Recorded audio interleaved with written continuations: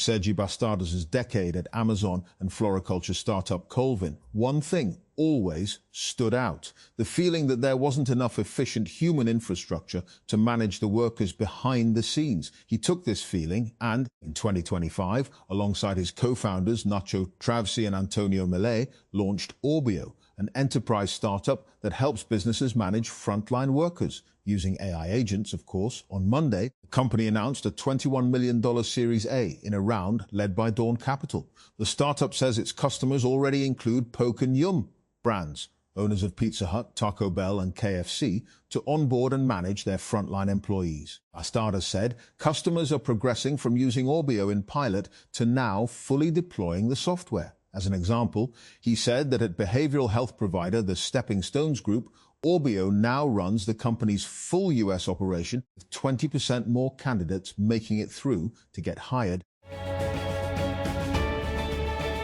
The federal government has warned that rising global oil prices, slower economic growth, weaker revenue collection, higher debt servicing costs, and climate-related shocks could undermine its fiscal targets in the coming year, highlighting the fragility of public finances despite signs of macroeconomic stabilization. In a fiscal risk statement submitted to Parliament alongside the federal budget, Finance Minister Mohammad Aurangzeb and Finance Secretary Imdad Ullah Bozal identified 7 major sources of risk that could widen the budget deficit in fiscal year 2026-27. The assessment, required under the Public Finance Management Act 2019, outlines potential threats stemming from macroeconomic conditions, revenue performance, debt obligations, state-owned enterprises, climate change, natural disasters, and commodity financing guarantees. Pakistan is out of reasons to treat climate change as tomorrow's problem. The Economic Survey 2025-26 reports that the country recorded its second warmest year in 65 years in 2025, immediately after experiencing its warmest year on record in 2024. Temperatures in Azad Kashmir, Gilgit-Baltistan and KP reached their highest annual levels in decades. These rising temperatures are accelerating glacial melt, altering monsoon behaviour and increasing rainfall variability. The country is confronting increasingly volatile weather patterns with consequences for agriculture, infrastructure, public health and economic planning. Lahore. The tragic death of a minor girl in a police shootout in Chakwal has been widely covered in the Australian media, as the Crime Control Department CCD chief termed the incident a deviation from the established standard operating procedures. The incident was covered by ABC, The Guardian and SBS news outlets, which highlighted that the Perth-based family was on holiday in Pakistan when they were caught in the police crossfire in Chakwal. On June 10, a 9-year-old girl was killed and her father and brother were injured after the police opened fire at their car in Chakwal, mistaking them for robbers. All of them were Australian nationals. A year after the May 2025 conflict, the India-Pakistan relationship remains volatile. Diplomacy is frozen. Neither side has sought to break the deadlock. A war of words erupts every so often. Last week, it was over the water dispute. Then it was on the Kashmir dispute at the UN. Bilateral relations are at one of the lowest points in their tortured history. Last month saw speculation about the revival of dialogue. It was triggered by voices from India calling for talks. RSS General Secretary Dattatreya Hosabale urged engagement. A former army chief and ex-head of RAW agreed. Leaders from occupied Kashmir chimed in. Pakistan's foreign ministry spokesman responded quickly but cautiously. Describing this as a positive development, he said it was the official Indian line that mattered. Oil prices fell in early trade in Asia on Monday after Pakistan, which has been mediating an end to the US-Iran war, announced a deal that President Donald Trump said would see the reopening of the key Strait of Hormuz shipping route. Brent crude, the global oil benchmark, was 4% 83.81 to 62.29 a barrel, while US traded oil was down 4.7% at 80.89. Finally, after what have seemed like countless false starts, a deal has been agreed by the US and Iran. Both sides have predictably claimed victory. President Trump has boldly declared, "This great deal will bring peace and security to the whole region." The announcement of a deal to end hostilities between the US and Iran has provided Donald Trump with a very welcome birthday present, although it's wrapped in a fair measure of uncertainty. In his social media post heralding the agreement, the American president said that the Strait of Hormuz would be open to commercial shipping and the US would lift its naval blockade. Bilawal urges protesters to call off sit-ins. Party's AJK wing wants elections schedule withdrawn as PMLN insists on elections without delay.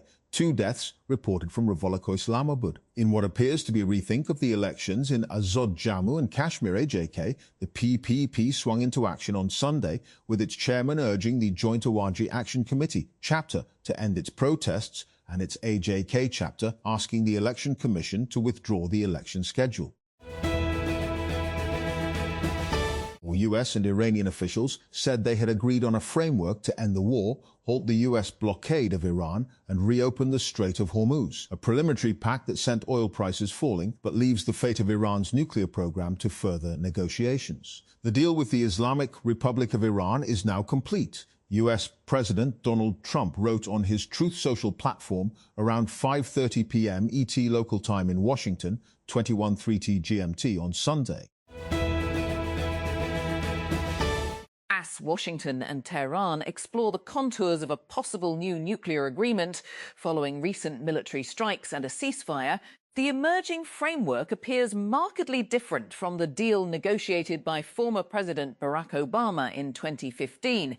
Yet experts who helped craft the original agreement argue that diplomacy remains indispensable, regardless of military developments, and caution that any lasting settlement will ultimately depend on verification, inspections and mutual compromise.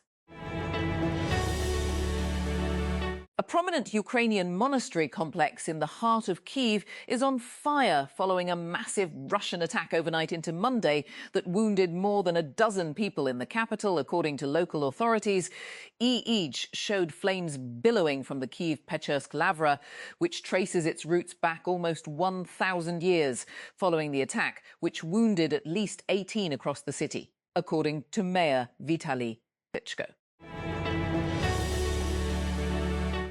Washington, D.C., a newly struck deal to end the US-Israel war on Iran is being hailed as a strategic victory by US President Donald Trump and his allies, though the specific terms of the agreement remain unknown. Praise from supporters poured in for the US president on Sunday, despite questions over which commitments would be included in the initial Memorandum of Understanding, MOO, to be signed on Friday, and which issues, such as Iran's nuclear program, would only be opened for negotiations after the deal is inked.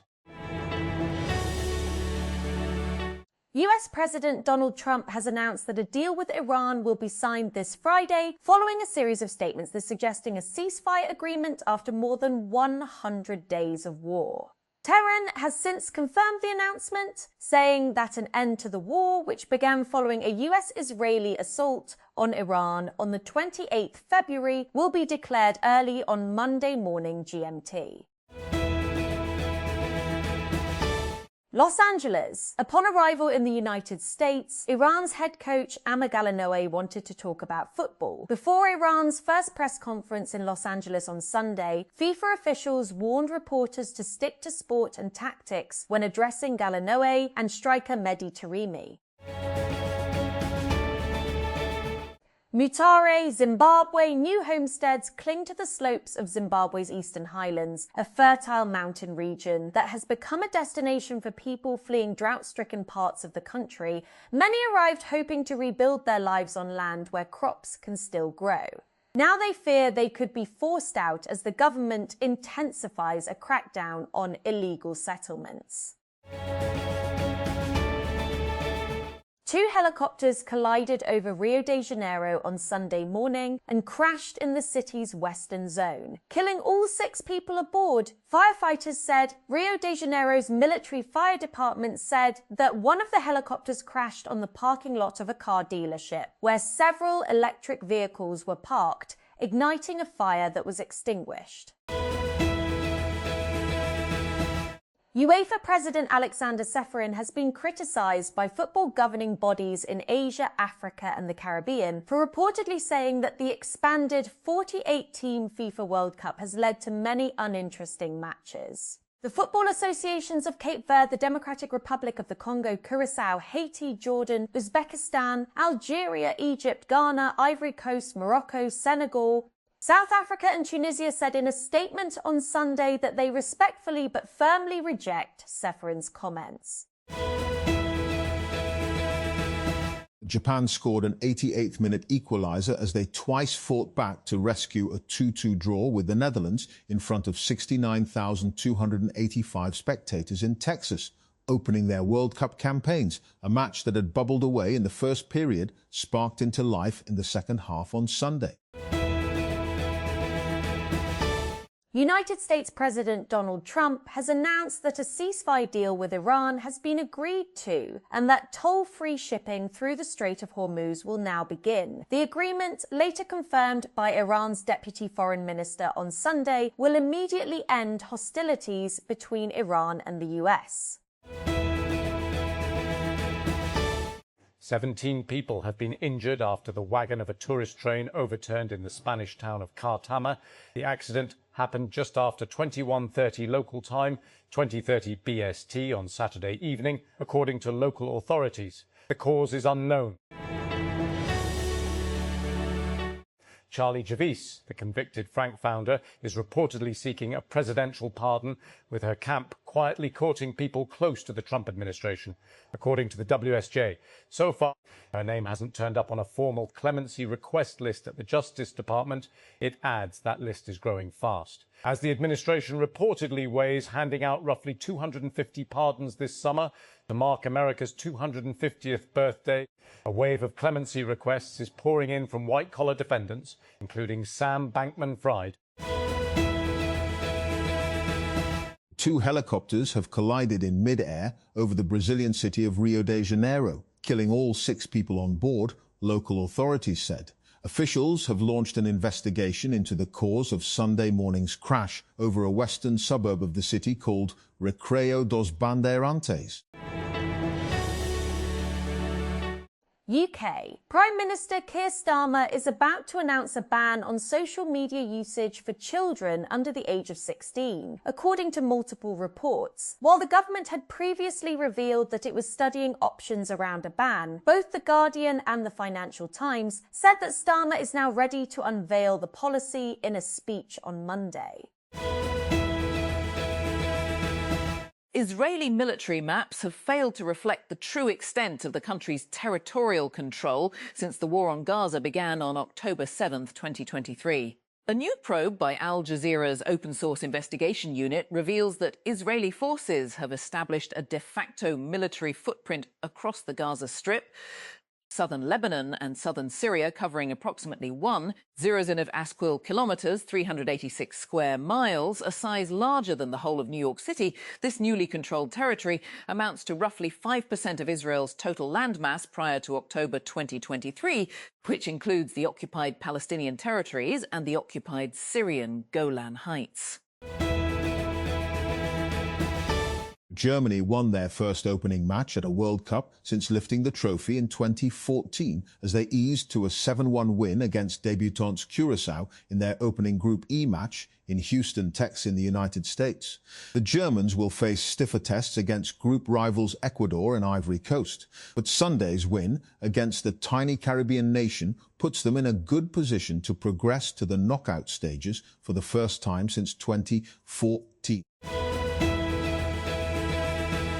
At least 12 people have been killed in a plane crash in Missouri in the Midwestern United States. According to authorities, the crash on Sunday was near Butler Memorial Airport in Bates County, south of the state's largest city, Kansas City.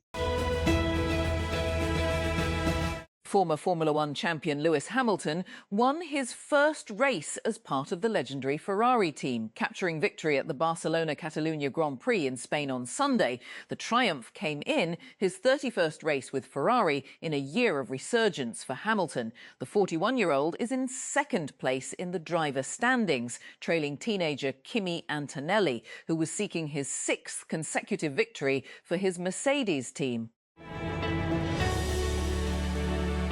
Germany won their first opening match at a World Cup since lifting the trophy in 2014 as they eased to a 7-1 win against debutants Curaçao in their opening Group E match in Houston. On Sunday, the Germans will face stiffer tests against group rivals Ecuador and Ivory Coast. But the win against the tiny Caribbean nation puts them in a good position to progress to the knockout stages for the first time since 2014. Leaders of some of the world's largest economies will gather in France for the annual G7 summit this week. It's the first meeting since the start of the Iran war, which has led to clear divisions in the group, as members accuse the United States of a lack of coordination before launching its attacks.